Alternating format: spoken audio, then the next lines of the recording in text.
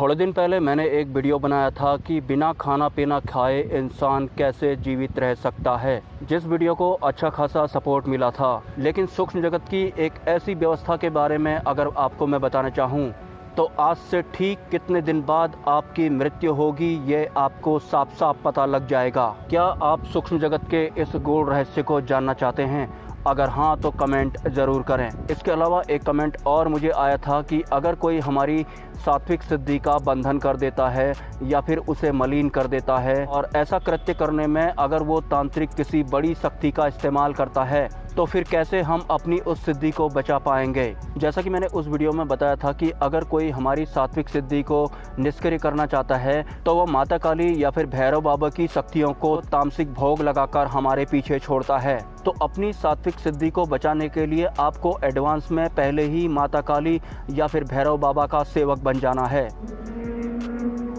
जैसे कि सात्विक रूप में आपने हनुमान बाबा के एक दूत महाराज को सिद्ध किया हुआ है, तो इससे पहले कोई बुरा तांत्रिक आपकी सात्विक सिद्धि को काली माता या फिर भैरव बाबा को तामसिक भोग लगाकर निष्क्रिय करने की प्लान करता है, उससे पहले ही आपको काली माँ या फिर भैरव बाबा का बच्चा बन जाना है, मतलब उनका स्टाफ मेंबर बन जाना है। तो काली माता या फिर भैरव बाबा का स्टाफ मेंबर बनने के बाद कोई भी तांत्रिक जो खुद काली माँ या फिर भैरव बाबा का सेवक हो, आपकी सात्विक सिद्धि को निष्क्रिय करने के लिए मलिन तत्व नहीं छोड़ सकता है। अगर वो बहुत ज़्यादा भोग लगाकर और बहुत ज़्यादा मंत्र जप करने के बाद आपके पीछे कोई मलिन तत्व छोड़ देता है, जिसकी वजह से आपकी सात्विक सिद्धि या तो बंधन में आ जाती है या फिर निष्क्रिय हो जाती है, तो इस केस में आपको एक काम करना है जो कि मुझे यक्ष कन्या द्वारा बताया गया था। अगर कोई बड़ी शक्ति को तामसिक भोग लगाकर आपकी सात्विक सिद्धि को खंडित करने के लिए भेज देता है तो आपको उस तांत्रिक द्वारा भेजी गई तामसिक शक्ति को ही सिद्ध कर लेना है, मतलब उसे ही सिद्ध करने के लिए साधना शुरू कर देनी है। और सिद्ध करने के बाद वो तामसिक शक्ति आपके अकॉर्डिंग काम करेगी, मतलब जहां आप उसे भेजना चाहें वहां वो जाएगी, जो काम आप उसे बोलेंगे वो काम वो करेगी। इसके अलावा अगर आप नेगेटिविटी से जूझ रहे हैं, आपको ध्यान में या फिर स्वप्न में भूत प्रेत दिखाई दे रहे हैं, डरावने दृश्य दिखाई दे रहे हैं या फिर कोई तांत्रिक क्रिया आपके ऊपर की गई है, तो एक तरीका तो ये है कि आपको मार्केट से लोभान लाना है और उसे अपने घर पर जलाना है। मैं ओरिजिनल लोभान की बात कर रहा हूँ, लोभान की किसी धूप बत्ती की बात नहीं कर रहा हूँ। लोभान में इतनी ज़्यादा शक्ति होती है, अगर आप उसे अपने घर पर जला देते हैं तो सभी भूत प्रेतों का दम घुटने लगता है और वो उस स्थान को छोड़कर जाने लगते हैं। स्वप्न में, ध्यान में या फिर खुली आंखों से अगर आपको नेगेटिव ऊर्जाएं फिर भी दिखाई पड़ने लग रही हैं तो आपको अपने सोने के स्थान पर सेंधा नमक रखना है और आपको वो नमक किसी धातु के बर्तन में नहीं रखना है, या तो प्लास्टिक में रखना है या फिर किसी मिट्टी के बर्तन में रखना है। और आपको सेंधा नमक एक अपने इस तरफ रखना है और एक अपने इस तरफ रखना है, मतलब एक मिट्टी की कटोरी में इस तरफ रखना है और एक मिट्टी की कटोरी में इस तरफ रखना है और बीच में आपको सोना है। और ऐसा आपको लगातार 11 दिनों तक करना है। एक लाइन में अपने इस वीडियो में जरूर शामिल करना चाहूँगा, हर कोई इंसान सिद्धि प्राप्त करना चाहता है, हर कोई इंसान अपना ध्यान सिद्ध करना चाहता है, हर कोई इंसान अपनी कुंडलिनी जागृत करना चाहता है, लेकिन सूक्ष्म जगत की इन व्यवस्थाओं का इस्तेमाल अगर आप करना चाहते हैं तो आपको किसी भी कीमत पर जल्दबाजी नहीं करनी है। क्रोधवश, अहंकारवश जल्दबाजी में अगर आप मंत्र साधना करते हैं या फिर ध्यान साधना करते हैं या फिर अपनी कुंडलिनी को जागृत करना चाहते हैं तो मैं आपको 2-4 ऐसी वॉइस रिकॉर्डिंग सुना सकता हूं, जिन वॉइस रिकॉर्डिंग को सुनने के बाद आप इस वीडियो को छोड़कर चले जाएंगे। एक साधक ने अपनी कुंडलिनी को एक ही दिन में जागृत करने के लिए अपने मूलाधार चक्र से सहस्त्रार चक्र की ऊर्जा को जबरदस्ती पार करवाने की कोशिश की,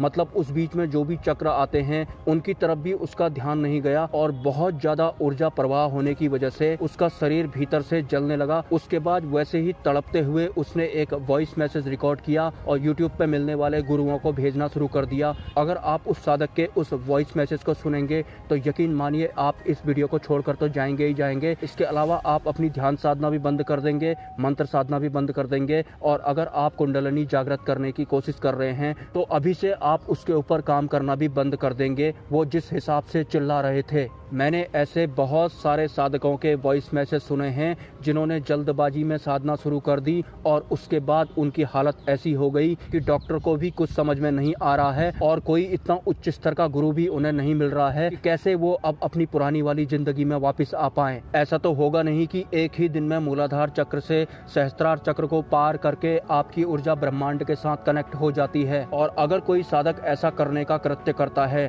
तो यकीनन उसका अस्तित्व भी खतरे में पड़ जाता है। और इसके अलावा जिन लोगों को स्वप्न में या फिर ध्यान की अवस्था में मलिन तत्व दिख रहे हैं या फिर भूत प्रेत दिख रहे हैं और उन्हें बहुत ज़्यादा डर लग रहा है, सपोज आप ध्यान साधना करते हैं लेकिन बिना खुद को शांत किए, बिना सहज हुए ही आप हर रोज ध्यान साधना अगर करेंगे तो ध्यान के दौरान जो भी दृश्य हमें दिखाई पड़ रहे होते हैं वो अलग अलग लोकों के दृश्य होते हैं। तो यकीनन कोई गलत लोक वाला द्वार आपसे खुल गया है। हमारे सबसे करीब प्रेत लोक होता है, तो आपको प्रेत लोक के भूत प्रेत तो दिखने लग गए लेकिन आपने उनके पीछे ही भागना शुरू कर दिया, जिस वजह से आप प्रेत लोक में ही उलझ कर रह गए। और अब आंख बंद करते ही सबसे पहले अगर आपको कोई दिखाई देता है तो कोई मलिन तत्व दिखाई देता है या फिर भूत प्रेत दिखाई देता है, तो उस द्वार को बंद करने के लिए आप अपने इष्ट देव या फिर जिन भी उच्च स्तरीय देव सत्ताओं की आप साधना करते हैं उनसे विनती कर सकते हैं। तो यकीनन जो गलत द्वार आपका ध्यान साधना के दौरान खुल गया है वो बंद हो जाएगा और कोई अन्य लोक का द्वार खुल जाएगा। वो देवलोक भी हो सकता है, इंद्रलोक भी हो सकता है, शिवलोक भी हो सकता है या फिर कोई अन्य लोक भी हो सकता है। तो साधना का मार्ग जल्दबाजी का मार्ग बिल्कुल भी नहीं है, आपको स्टेप बाय स्टेप आगे बढ़ना होता है। अगर आपके कोई सवाल हैं तो आप मुझे कमेंट कर सकते हैं और अगर आप इस चैनल को सपोर्ट करना चाहते हैं तो इसी वीडियो के कमेंट सेक्शन में आपको एक UPI ID मिल जाएगी। स्वेच्छा से आप सपोर्ट कर सकते हैं, कोई ज़बरदस्ती नहीं है। मिलते हैं नेक्स्ट वीडियो में। ब्रह्मा, विष्णु,